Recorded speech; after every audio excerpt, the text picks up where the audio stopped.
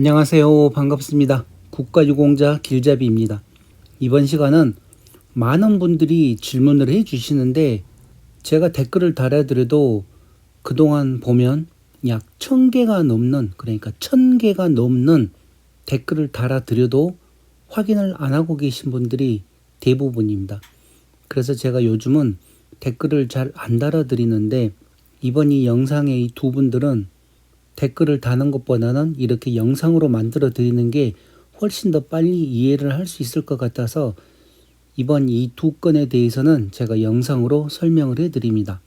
자, 그럼 한 분은 손가락이 절단돼서 7급을 받았는데 나중에 전립선 암으로 6급 1항을 받으신 분입니다. 그리고 두 번째 분은 당뇨병 7급에서 재심 신체 검사를 말초 신경병으로 신청을 했는데 되려 당뇨병은 상태가 호전됐다고 그래서 등급 미달이 돼버렸고 추가로 신청한 말초 신경병으로 지금 7급으로 다시 재등록되신 분입니다.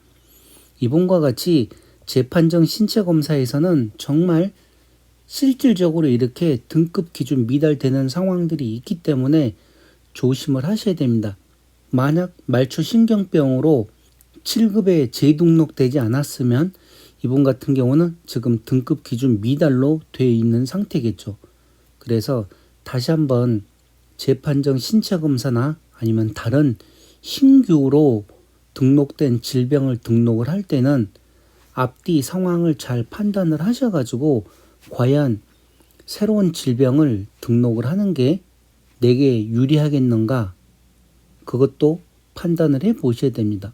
그러나 대부분 이렇게 당뇨병 같은 경우는 상태가 더 악화지는 게 대부분인데 이분 같은 경우는 상태가 많이 더 좋아졌다고 한 걸로 봤을 때 제가 이 앞전 영상 크레아티닌에 관련된 영상을 만들어 드렸는데 그와 같은 내용들도 참고를 해 보시고 2주 연속 검사를 해서 상태가 안 좋게 나오면 그때 재판정 신체 검사나 다른 질병을 신규로 등록하시는 것을 권해드립니다.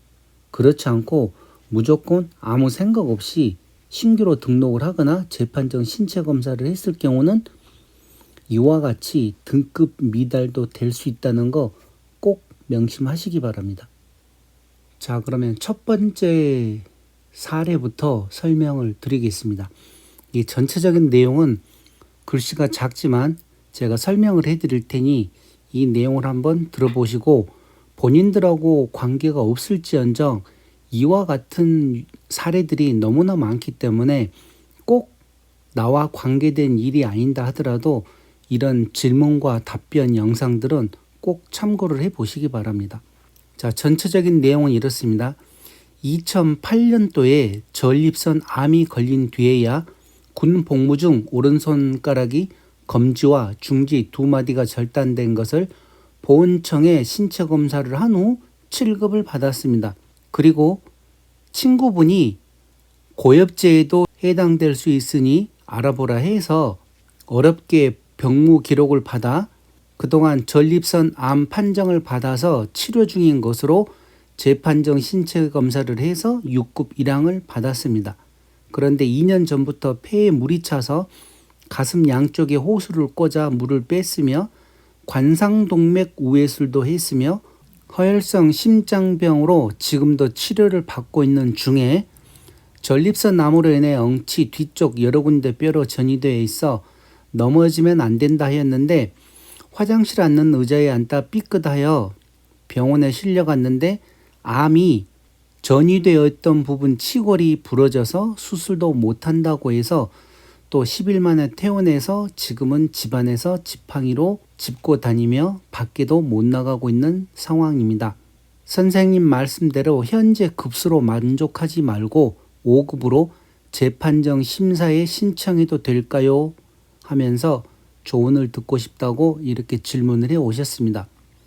이분 같은 경우는 지금 질문하신 지가 며칠 지났는데 제가 지금 너무 바쁘고 그래서 영상을 바로 못 만들어 드리고 이번에 이렇게 같이 지금 만들어 드리게 됐습니다. 자, 그러면 이 전체적인 내용을 보게 되면 우선 오른손가락 절단으로 7급을 받은 상태에서 그 전에 전립선 암이 걸려서 치료하고 있었는데 그 전립선 암이 고엽제 후유증에 해당될 수도 있다는 친구분의 얘기를 듣고 보훈청에 신청을 해서 추가로 6급 1항을 받으셨습니다. 그래서 지금 상황은 6급 1항인 것입니다.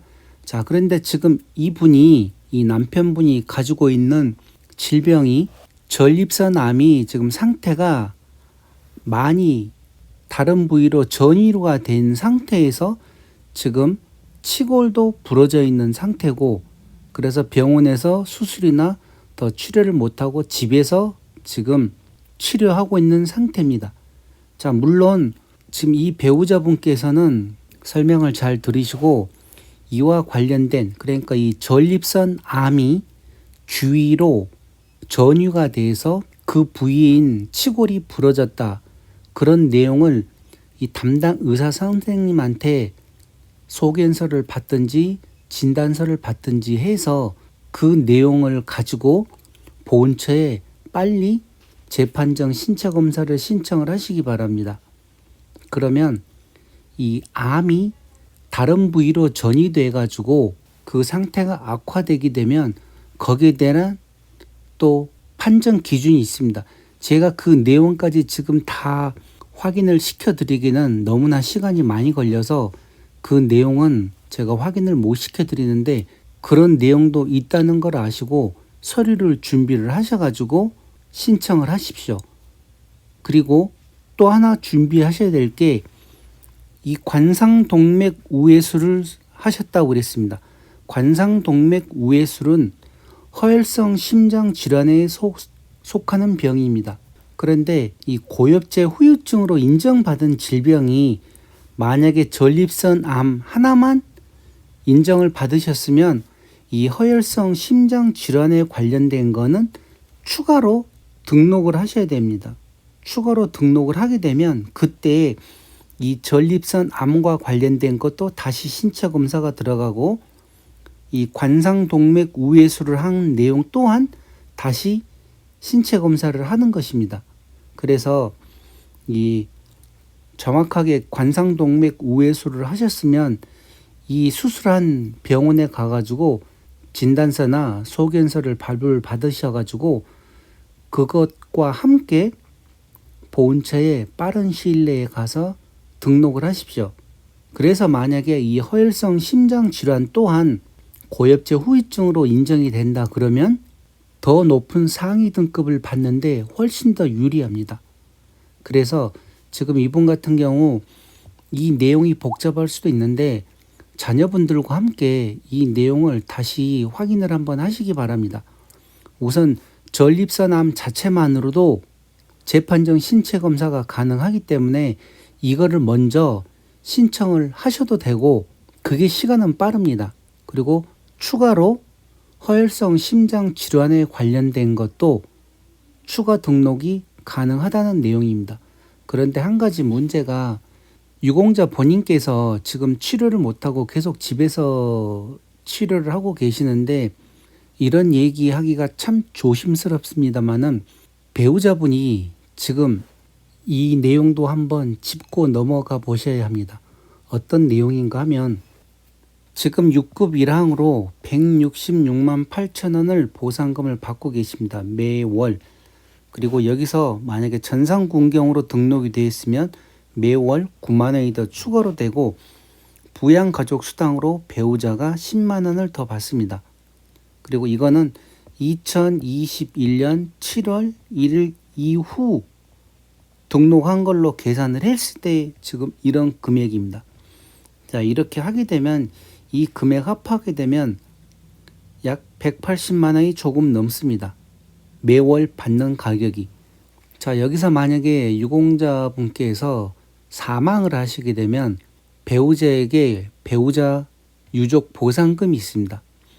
이렇게 했을 때 유족과 관련된 배우자로 해서 지금 상위 6급이기 때문에 상위 6급으로 계시다가 유공자 본인이 돌아가시게 되면 58만 8천 원을 받습니다.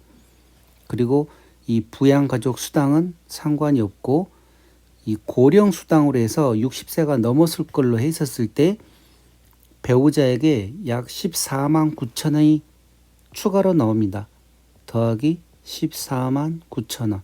이렇게 해서 유가족 보상금을 배우자분께서 평생 돌아가실 때까지 국가보훈처에서 유가족 보상금이라고 해서 지급을 해드립니다. 그런데 유공자 본인이 돌아가시기 전에 제가 조금 전에 얘기 드린 대로 전립선 암이 전이가 돼서 다른 부위가 상태가 악화돼서 집안에서 치료를 하고 지금 계시는데 이렇게 추가로 재판정 신체 검사를 해서 판결이 나올 때까지 걸리는 시간이 재판정 신체 검사도 보통 8개월에서 10개월, 어떤 경우는 약 1년이 넘게 걸리는 경우도 있습니다. 새로 신규로 신청하는 경우는 1년이 훨씬 더 걸리고, 그래서 만약에 7월 이후에는 상급 종합병원 진단서로도 가능하기 때문에, 그러니까 국가보훈 장애 진단서로 가능하기 때문에 그때 같은 경우는 신체 검사 기간만 약 1개월로 단축을 시킨다고 그랬는데 지금은 그 전입니다.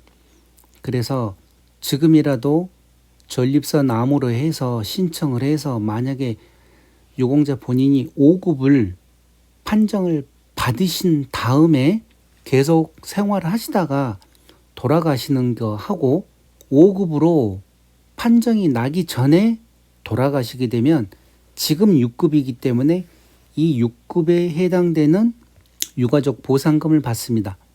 그런데 전립선 암이나 허혈성 심장 질환으로 인해서 관상동맥 우회수를 했을 경우에는 약 5급에 해당되는 경우가 나옵니다. 제가 잠시 후에 관상동맥 우회술에 관련된 내용을 하나 설명을 더 해드리겠습니다. 그렇게 해서 만약에 이 5급으로 판정을 받고 그 다음에 돌아가시게 되면 유가족 보상금으로 나오는 금액이 160만 1,000원에다가 여기에 플러스 14만 9천 원입니다. 그러면 174만 9천 원, 약 175만 원입니다. 이게 175만 원 2023년 기준입니다. 이렇게 해서 매월 175만 원을 받으실 수가 있습니다. 5급으로 계시다가 돌아가셨을 경우에. 그래서 이 유가족 보상금이 5급과 6급이 이렇게 약 100만 원이 넘게 차이가 나기 때문에 제가 많은 영상들 중에서 이제는 유공자 본인들이 이 제 영상을 볼 게 아니라 배우자분들이 이 제 영상들을 보고 어떻게 하면 최대한 급수를 5급까지 올려놔야 되는지 이런 문제가 있기 때문에 제가 자꾸 얘기를 드리는 것입니다. 최소한 5급은 받아 놔야 된다고. 그래서 제 목표 또한 5급이라고 얘기를 하는 것입니다. 자, 그러니 이와 같은 유가족 보상금도 생각을 잘 해보시고 전립선 암이 지금 악화가 되었다기 때문에 그 내용으로 빨리 재판정 신체 검사를 신청을 하시기 바랍니다. 자녀분들과 준비를 해서 전립선 암이 다른 부위로 전이가 돼서 했다는 정확한 그 내용이 소견서나 진단서에 포함이 되어야지 나중에 보훈병원에서 신체 검사할 때 그게 빠르게 처리가 됩니다. 그렇지 않으면 그와 관련된 내용을 다 설명을 해드려야 되고 그때까지 물론 살아 계셔야만 됩니다. 그 전에 돌아가시면 아무런 소용이 없습니다. 6급으로 계시다가 돌아가신 거기 때문에 6급에 해당되는 유가족 보상금밖에 받으실 수 없습니다. 많은 분들이 이런 부분을 모르고 후회를 하시는데 이런 내용 꼭 참고하시기 바랍니다. 자, 그리고 추가로 관상동맥 우회수를 하셨다 그랬습니다.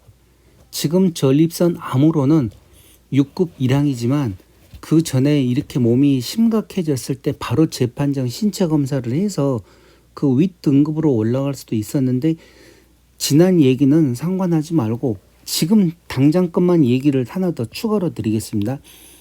이 허혈성 심장 질환으로 다음 어느 하나에 해당하는 사람인 경우에 이 5급에 관련된 내용을 보게 되면 자, 허혈성 심장 질환으로 다음 어느 하나에 해당하는 사람 1. 관상동맥 중재술이나 관상동맥 우회술이 필요하지만 수술이 불가능한 경우로서 최소 6개월 이상의 치료 이후에 실시한 심장 초음파 검사 결과 심구출율, 영어로 EF라고 하는데 이 심구출율이 40% 이하인 사람, 이게 첫 번째입니다. 여기는 수술이 불가능한 경우, 그러니까 수술을 하지 않고 그냥 계속 치료만 하고 있는 상태에서 이런 내용이고, 자, 이 두 번째 내용, 지금 제게 질문 주신 배우자분께서 이 남편분이 관상동맥 우회수를 받았다고 하였습니다. 자, 여기 내용을 보시게 되면 관상동맥 중재술이나 관상동맥 우회수를 받은 경우 최소 6개월 이상의 치료 이후에 실시한 심장 초음파 검사 결과 심구출율이 40% 이하인 사람, 이런 분은 여기 5급에 해당됩니다. 5급입니다. 그래서 제가 지금 얘기를 드리고 싶은 내용은 이 관상동맥 우회수를 하셨기 때문에 허혈성 심장 질환으로 인해서 이 5급에 해당되는데, 문제는 이 허혈성 심장 질환 또한 국가보훈처에 등록이 되어 있는지 안 되어 있는지 그 내용을 모르는 상황입니다. 그래서 만약에 수술을 한 병원에서 심장 초음파 검사를 해서 심구출율이 만약에 40% 이하로 나온다, 그러게 되면 거기에 맞는 치료 기록과 진단서를 발부를 받아서 같이 함께 신청을 하십시오. 그러면 시간이 조금 더 걸리더라도 확실하게 이렇게 5급을 받으실 수가 있는데, 만약에 관상동맥 우회수는 받았지만 심구출율이 40% 이상 건강하게 나올 경우에는 이걸로 5급을 받기가 힘듭니다. 5급을 받기 위한 조건이 관상동맥 우회술이나 심구출율이 이렇게 40% 이하일 경우에만 가능한 겁니다. 40% 이하라고 나와 있죠. 그래서 이하일 경우에는 같이 보훈처에 등록을 하시고, 그렇지 않을 경우에는 지금 전립선 암만 해도 상황이 많이 안 좋기 때문에 그것만 가지고 빨리 준비하셔가지고 보훈처에 신청을 하시기 바랍니다. 자, 이렇게 이분과 관련된 내용은 빨리 준비되는 대로 보훈처에 재판정 신체 검사를 신청하라는 내용입니다. 그 자료들만 준비가 되면 바로 재판정 신체 검사를 해 보시기 바랍니다. 자, 그러면 다음 내용에 대해서 또 설명을 해 드리겠습니다.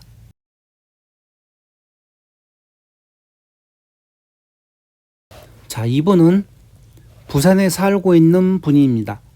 2006년도에 7급을 받았습니다. 당뇨병으로 7급을 2006년도에 받았고 척추 수술을 2번을 하셨습니다. 그런데 척추 수술이 잘못돼서 척추 5번인 신경이 눌려서 지금 계속 지팡이로 의존하고 있고, 2022년 현재 전동차를 타고 다닐 정도로 몸 상태가 많이 안 좋습니다.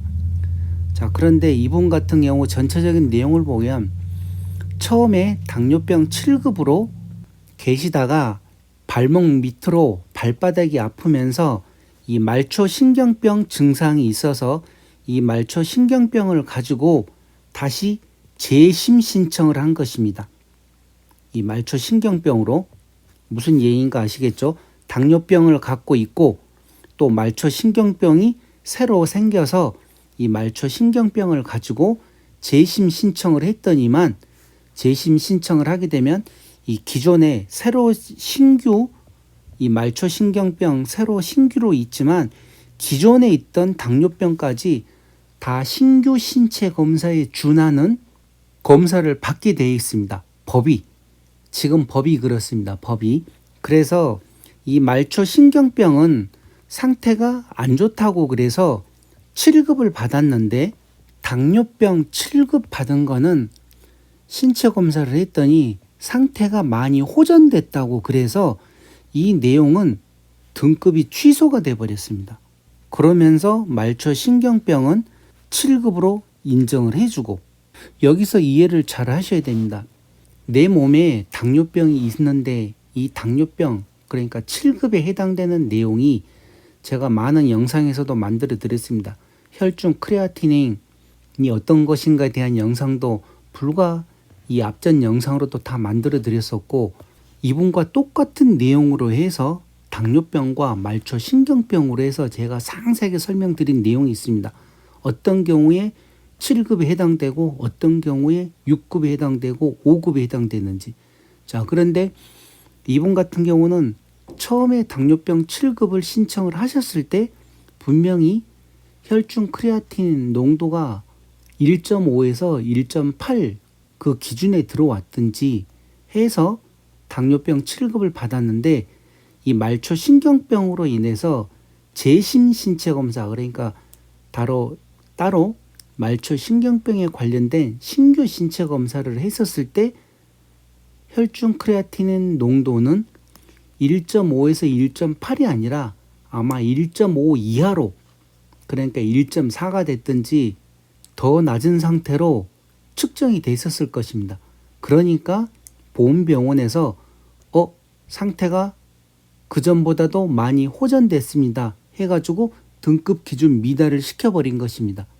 그래서 제가 이 앞전 영상에서도 이런 신규 신체 검사나 재판정 신체 검사 하러 가기 전에 위탁병원에서 혈중 크레아틴 검사를 2주 연속으로 해보고, 그리고 2주 연속 검사한 그 기준치가 제가 얘기했던 대로 7급은 1.5에서 1.8, 6급은 1.8에서 2.9, 5급에 해당될 경우에는 3.0 이상이 돼야 된다고 얘기를 수차례 드렸습니다. 그 수치에 들어왔었을 때 재판정 신체 검사를 하는 게 가장 안전하지, 만약에 그 수치에 안 들어왔을 경우에는 하게 되면 이분과 같이 등급이 아래로 떨어지거나 등급이 취소될 수도 있다는 내용입니다. 그나마 다행인 게 이분 같은 경우는 당뇨병으로는 등급 기준 미달이 돼서 등급이 취소돼 버렸지만 추가로 신청한 말초신경병이 7급에 해당되는 바람에 다시 국가유공자 7급이 유지가 된 것이었습니다. 만에 하나 말초신경병이 7급에 해당 안 됐다고 생각을 하게 되면 이분은 국가유공자에서 탈락된다는 내용이었습니다.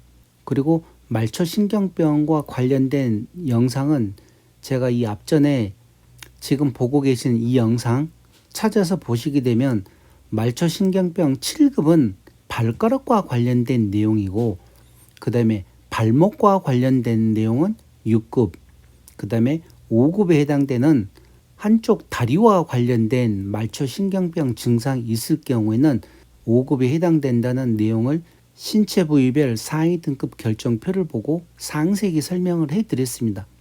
그래서 그 영상을 만약에 보셨으면 이분이 질문을 안 했었을 건데, 그와 별개로 척추 수술을 2번을 했다고 합니다. 그런데 그 척추 수술 중에 한 번이 잘못돼 가지고 지금 지팡이를 짚고 다니고 현재는 전동차를 타고 다닌다고 하는데, 이 척추에 대해서도 등급을 받을 수 있냐, 지금 그 내용을 물어온 것입니다. 자, 그러면 제가 척추와 관련된 본인이기에 누구보다도 이 척추에 대해서는 제가 잘 설명을 해 드릴 수가 있습니다. 자, 이분 같은 경우는 지금 고엽제로 당뇨병과 말초신경병이 고엽제 후유증으로 등록되어 있는 분입니다. 그런데 척추로 수술을 2번을 했습니다. 국가유공자, 그러니까 상위공경이나 전산공경으로 등록이 되게 되면, 자, 모든 분들 이 내용 잘 들어주시기 바랍니다. 제가 다시 천천히 설명해 드리겠습니다. 국가유공자 1급부터 7급까지 등록되신 분들은 본인 상위처 외에 7급은 가끔가다 보훈보상 대상자나 7급은 조금 규제사항이 있는데, 본인들이 상위처로 등록된 질병은 전액 국비로 다 치료를 해줍니다. 그러나 나머지 그 머리부터 발끝까지 전체 중에서 본인들 상위처가 아닌 경우는 7급은 약 10%를 부담하는 경우도 있습니다. 자, 그런데 이분은 척추 수술을 2번을 하셨습니다. 척추 수술을 위탁병원에서 하셨든 어디서 하셨든 간에 하셨는데, 중요한 거는 수술은 보훈처에서 무료로 해드릴 수 있지만, 예를 들어 10% 본인 부담금을 하고 한다고 해도 그냥 무료로 하는 거와 같은 비용입니다. 10% 보험이 있고 그러면 불과 얼마 안 냅니다. 그 전체 나오는 금액이 10%가 아니라 약 80%는 보험 처리가 되고, 그 다음 나머지 20%에서 또 10%이기 때문에 아주 적은 금액이라고 생각하시면 된다고 제가 영상에도 설명을 드렸는데, 그와 같이 수술은 해주지만 이 척추와 관련된 상이차가 과연 월남 전투 때 다쳤던 곳인지 아니면 사회생활 하면서 다쳤던 것인지, 이 내용이 가장 중요한 것입니다. 만약에 월남 참전에서 전투 중에 다쳤다, 척추를, 그러면 그 다쳐서 군 병원에서 치료한 기록이 있어서 그 기록 또한 척추와 관련된 기록이죠. 척추와 관련된 기록이 국가보훈처에 지금 상위처로 등록이 되어 있으면 당연히 재판정 신체 검사를 해서 이 허리와 관련돼서 상위 등급을 추가로 받으실 수가 있습니다. 그러나 만약에 군대에서 다친 부위가 아니다, 척추가 사회생활을 하면서 다쳤거나 노화로 인한 디스크다, 그러면 수술을 아무리 많이 하고 아무리 척추로 인해서 하반신이 불구가 된다 하더라도 보훈처에 추가로 재판정 신체 검사를 할 수는 없습니다. 보훈처에서 가장 중요한 것은 전투 중이나 훈련 중이나 공무 수행 중에 다친 부위를 갖다가 공상으로 처리를 해서 국가보훈처에서 국가유공자라고 분류를 하는 것입니다. 그리고 전투가 아니고 훈련도 아니고 교육훈련도 아니고 단지 체육시간이나 작업 중에 다쳤을 경우에는 보훈보상 대상자라고 해서 보상을 해주지만, 국가유공자와 보훈보상 대상자는 조금 차이가 있습니다. 혜택에서도 차이가 있고 보상금에서도 차이가 있고, 그리고 이분과 같이 척추 수술을 하셨는데 그 척추와 관련된 수술이 만약에 공상, 그러니까 월남 전투에서 다쳤던 부위로 판정을 받지 못하시면 당연히 신체 검사에 해당되지도 않습니다. 그래서 먼저 이분이 그 내용을 잘 알고 본인이 척추를 군대에서 다쳤는지 아니면 사회생활 하면서 다쳤는지 먼저 생각을 해보시고, 군대에서 다쳤다 그러면 그와 관련된 기록을 국가보훈처에다가 먼저 정보공개 청구를 해서 신청을 해보시기 바랍니다. 그래서 군 병원에서 치료한 기록이 있으면 그거를 가지고 다시 신청을 하면 가능하지만, 그러질 않고 일반 사회생활 하면서 다친 내용이다 그러면 상위 등급은 불가능합니다. 자, 그러니 지금 이 질문 주신 분께서는 이 영상 있을 것입니다. 바로 찾아보시면 이 당뇨병과 말초신경병에 대해서 제가 신체 부위별 상위 등급 결정표를 보면서 어떤 경우에 7급, 6급, 5급 상세하게 설명을 해놨기 때문에 이 영상을 보시고, 지금 이분 같은 경우도 당뇨병이 더 시일이 지나서 악화됐을 수도 있고, 그러니까 악화됐다는 거는 위탁병원에서 혈중 크레아티닌 검사를 해보시면 본인 수치가 어디에 나오는지 그게 있을 것입니다. 그러면 거기에 맞춰서 또 내가 재판정 신체 검사를 해야 되겠다 말아야 되겠다 판단을 하시고, 말초신경병 또한 지금 발목까지 아프다 그러면 정확한 내용을 가지고 다시 또 신체 검사 신청을 하시게 되면 6급으로 올라갈 수도 있는데, 그 정확한 내용은 제가 직접 이런 내용을 보고 알 수 있는 게 아니라 치료를 담당하시는 의사 선생님들이 알 수 있는 거겠죠. 그래서 그분들한테 진단서나 소견서를 발부를 받아서 그 서류들을 가지고 그러니까 본인이 판단하지 마시고 배우자나 자녀분들하고 같이 의논을 해서 과연 이게 신청을 했었을 때 6급에 해당되겠느냐 검토를 한번 해보시기 바랍니다. 그리고 가능하다 싶으면 그때 바로 보훈처에 있다가 재판정 신체 검사를 하시기 바랍니다. 그리고 특히 이분 같은 경우는 당뇨병도 있기 때문에 당뇨병은 나이를 드시면 드실수록 자꾸 상태가 악화될 수도 있습니다. 그러니 만약에 나중에 더 악화되게 되면 자녀분들이나 배우자 보고 이런 내용을 잘 설명을 해줘서 이 영상에 자세하게 나와 있습니다. 그러니 그런 내용을 보고 만약에 상태가 더 악화되게 되면 배우자가 추가로 신청을 하든지 자녀분들 보고 추가로 재판정 신체 검사를 해서 최소한 5급까지는 받아 놓으시기 바랍니다. 물론 나중에 투석을 하게 되면 기본으로 3급은 기본으로 받을 수가 있는데 그런 내용도 있으니 이번 이 영상 잘 참고하시고 잘 준비해서 진행하시기 바랍니다. 자, 그럼 이번 영상 질문과 답변 중에서 이 두 분에 대한 내용을 제가 상세하게 설명을 해드렸습니다. 이거를 너무 간단하게 얘기를 하니까 지금 많은 분들이 오해를 하고 이해를 못 하시고 그러는데, 이해가 안 가시면 배우자나 자녀분들한테도 이런 영상이 있다는 거 가르쳐주고 같이 연구를 해서 모두 다 좋은 등급을 받기를 바라겠습니다. 그리고 재판정 신체 검사할 때 무조건 승급만 올라가는 게 아니라 이렇게 하락할 수도 있다는 거 다시 한번 꼭 주의하시기 바랍니다. 자, 그럼 이번 영상 질문과 답변에 대한 내용은 이것으로 마치겠습니다. 지금까지 국가유공자 길잡이였습니다. 감사합니다.